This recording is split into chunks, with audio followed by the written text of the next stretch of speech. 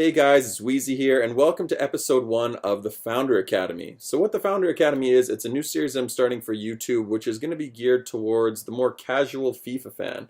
So for those of you that aren't familiar with me, I'm a former EA employee. I worked there from 2005 to 2009, and I worked on the original Ultimate Team. So I've been a hardcore fan ever since. I love seeing all the news that comes out, all the cool stuff with the SBCs and all the new card releases, and I stay on top of what's happening on the FIFA scene.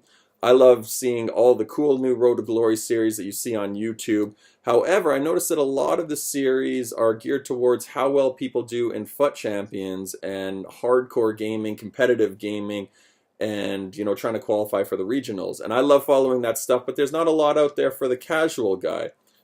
I work a 9 to 5, so I don't get a chance to play 40 games every weekend. There's a lot of you that go to school or have significant others, and maybe you don't get that opportunity to play as much as you'd like to, but still want to have fun with the game. This is a series for you guys. I'm going to start with a brand new team, start from scratch, start with a bronze team, and try to work my way up and see what we can do with the team. So what I'd love is to hear from you guys and help me shape this team, see what you guys want me to do, whether it plays seasons or whether we play online singles matches or try to qualify for the FUT Champions in general. I can't guarantee that we'll play all 40 games, but I just want to have fun with the series, have fun with the team, and let you guys help me shape the team and see where it takes us. So feel free to leave any comments that you guys have down in the comments, any suggestions you have about the series or about the team. I'd love to hear from you guys. Click a like on the video and feel free to follow the channel. I would love to hear more from you guys in here to see what you guys want me to do with the team. So I hope to hear from you guys, and I look forward to where the series takes us. Hope you enjoy. Thanks. Fletcher's the guy that we got in our beginner pack. Not a terrible pull, actually. My vision for the team was to go with an EPL team, so I really wanted to get as many EPL gold non-rare cards as I can as quickly as possible. My biggest concern was getting a team that had 100 chemistry as quickly as possible, but with every game that goes by, rather than trying to just get bronzes, if we can afford them, try to get as many non-rare gold EPL guys into the team. So Darren Fletcher, because I wanted to play in a 4-1-2-1-2 narrow, that's my preferred formation. He fits quite well, actually. He can play at cam at the start if we're using bronze guys, and eventually I can move him over onto the left side of the center mid. But not a terrible pull, like I said. The rest of the guys that I got a couple guys there. Borussia Dortmund player, I believe he was a keeper, but not really too much. Hopefully we can use a lot of those bronzes that we're pulling and put them into SBCs eventually, because they're just going to sit in the club and kind of rot away. Right now, if I do go for bronzes, I'm probably going to go for English players as much as possible and try to really just get to 100 chem, like I said, as quickly as possible. The silvers here, these contracts, they're going to prove very valuable due to the fact that fitness and contracts are going to be really big. When you're starting a brand new account or you're playing on no money invested in the game, it's easy to forget how hard it is to actually get a lot of these assets if you don't have a lot of coins in the bank and you're running out of contracts. You really want to hoard these things and just kind of let them sit in your club, especially chemistry styles too, because those are not going to be easy to come by. Also, it's critical to remember that in this series, a lot of this stuff that we're getting early on from these starter packs, from the manager tasks, they're all going to be untradeable. So it's not stuff that I can just get rid of, trade on the market, get a bunch of coins for. We're really scraping the barrel. As you can see, we got about 100, 200 coins. We're kind of floating in that area. All these kits, they're not really things that we're going to use, and they don't discard for much. So if we can sell any of this, not sell any of this stuff, if we can discard any of this stuff and just keep any profit, any coins, every coin makes sense. It's not like my other account where I actually put money on the game and I can just discard it, or I can sell it, or I can do whatever with it, and I can just say, whatever, I'll just go buy stuff off the market whenever I want. Right now, everything counts. So as you can see, we changed badges. The Atlanta badge was a lot better than the default one, whatever we had there. And a lot of these kits I'm not going to use. I just basically changed over to the 2 kits that I wanted to use. And these other ones are they're garbage. So we might as well just get rid of them, because they actually, even if they discard for 3 coins, it's 3 coins that we didn't have before. Hopefully it'll add up. So a lot of these manager tasks were ones that we could complete before we even jumped into a game. They actually ended up getting us some pretty decent coinage. Nothing that we were able to go buy any major impactful players, but 300 coins here and there Also, when you start a new account, you're not getting a lot of the bonus stuff that you get up in the menus, up in the top right corner. So we couldn't actually go get any of those things and just discard them. We didn't get any lone players or anything like that. But as you can see here, we're jumping into getting our first acquisition. We got about 200 coins, so what I wanted to do was just go get a 200 coin EPL striker, bronze guy.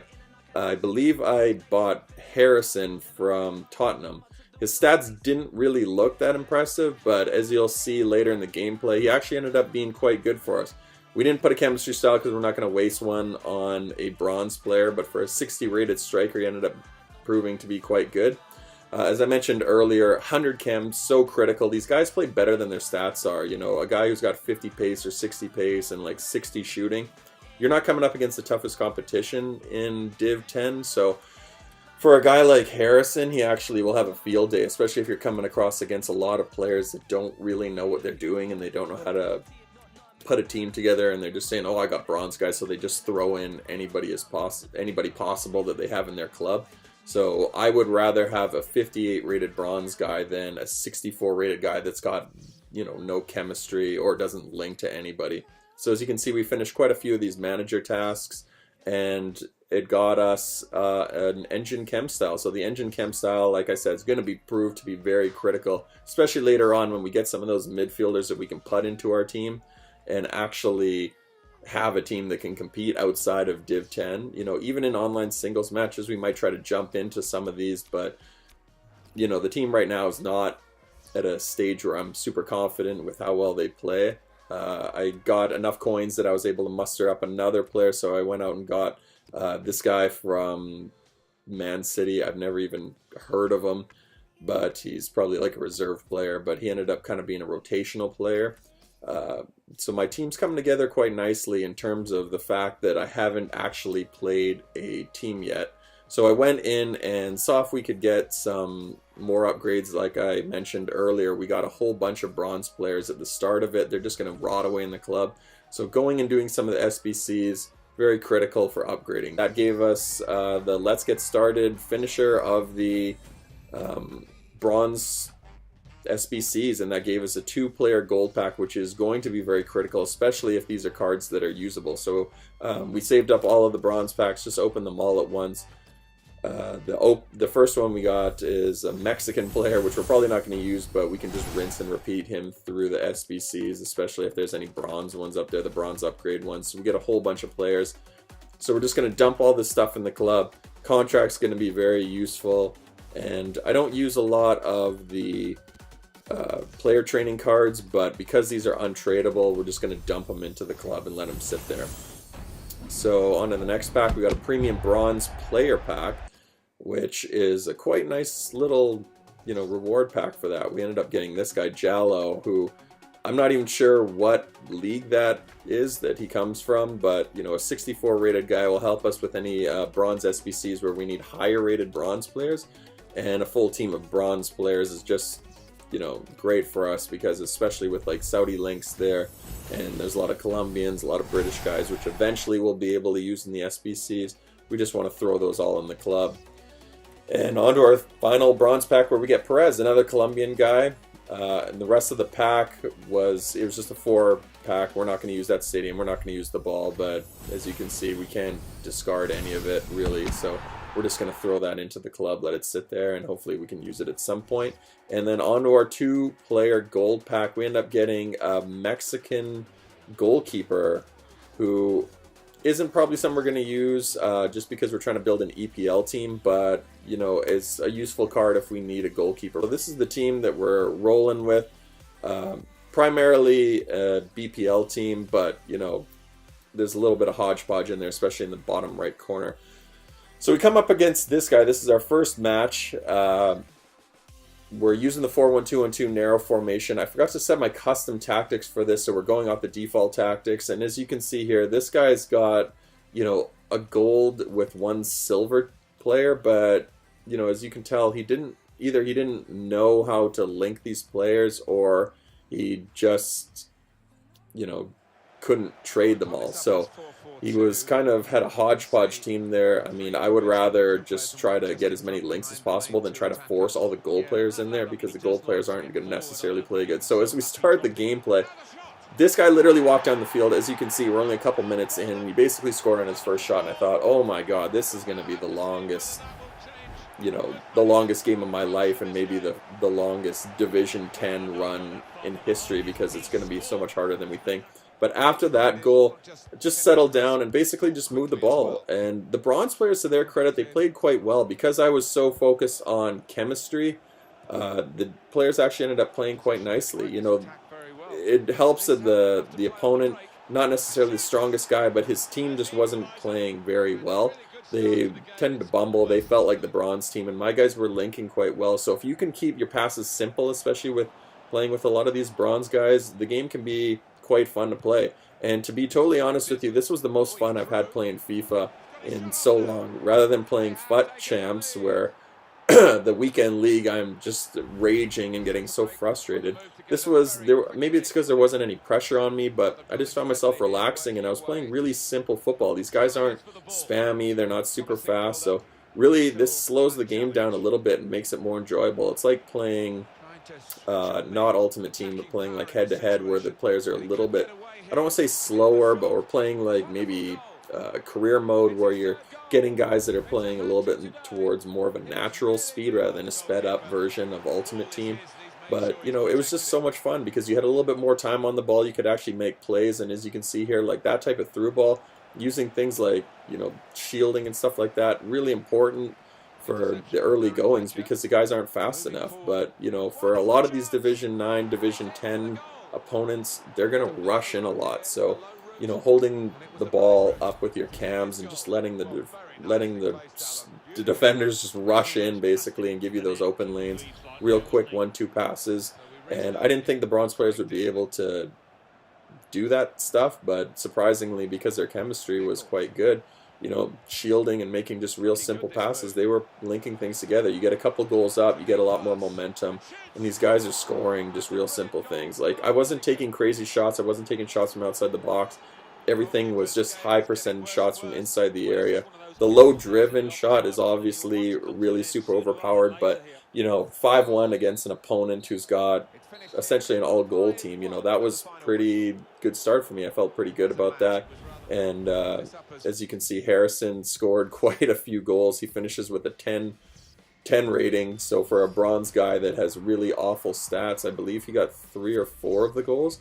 I'll make sure in future episodes to show who scored all the goals, because I know you guys like to see that stuff. And it's just something that I want to keep track of, how the player stats go, especially in the early days for these guys. So we come up with a couple hundred coins out of that game, gave us 700 coins, and what I was concerned with was essentially, getting just a better gold player. So we went right into the market. I searched for a midfielder, just somebody that we could link Darren Fletcher with and get that midfield solidified, because there was a couple of positions. The striker combo up front with Harrison and the other English guy was working fine, but we ended up going with Punchin. I believe it's Jason Punchin from Crystal Palace, and 600 coins, 650 coins, good value for him. So his stats are pretty well rounded. He was the only one on the market, I believe, for that card. There was a lot of similar guys, but someone had just listed him. And as you can see, he just slots right in there. We moved Darren Fletcher over actually quicker than I was expecting. I was going to probably use him at cam for a little while until we got the team a little bit more sorted out, but he ends up, going right into that CM role quite nicely. So this is the team that we're going to roll with going into Game 2, and we've got that one Russian player sitting on the bench there that we can bring on. Kurzhakov, I believe, was his name, so we can bring him on as a super sub in Game 2 if we need. Also throw on that Mexican goalkeeper that we got early on because, as I mentioned before, that Bronze goalkeeper looks a bit shaky. He ended up playing quite well. Maybe it's just because I didn't get a lot of shots on him, but that first shot in that first game went straight in. So if we need to close the fort or solidify the back end, and we are heading into the final minutes of the game with a really tight game, I'll probably want to bring him on and just lock the door on or close the door on any type of hardcore FIFA players that we might come across, or really good teams. So as we head into game 2, this guy had a full Dortmund kit, so I felt like he probably was starting with something a little bit better than my team. As you can see there, oh my god, he's got a full full Bundesliga team with Chicharito, Renato Sanchez, Thiago Alcantara. I believe that's Entep on the left side. I don't know a lot of the defenders. I think Ta and Sommer were in there. So I thought, oh my gosh, this is going to be a really long game. So this guy was actually quite decent. I had to really buckle down and see how this game went. As you can see, the bronze is showing their quality right there. They kind of bumble around in the back. And this guy gets an early goal in the 7th minute. And, I just thought this is going to be a really long game because this guy's team is just so much better than mine. I don't know what the defender's doing there. He steps in and just hammers it. But, he was a decent player, but he wasn't unbeatable. As I mentioned before, these bronze players played so much better than I was expecting them to play. And again, these guys, you have to really work hard, but he gives away a penalty here, and I was quite fortunate to get that penalty. But if you can just keep the game simple, a lot of these guys think that they're going to come in and just crush you because you got a bronze team. That's not the case. If you can just simplify the game and not do anything high risk, just play to their strengths, which is just really short passing. Almost every player in the game can make short passes. It's a very overpowered stat or overvalued stat, so if you can just keep the ball on the ground, you're pretty much fine.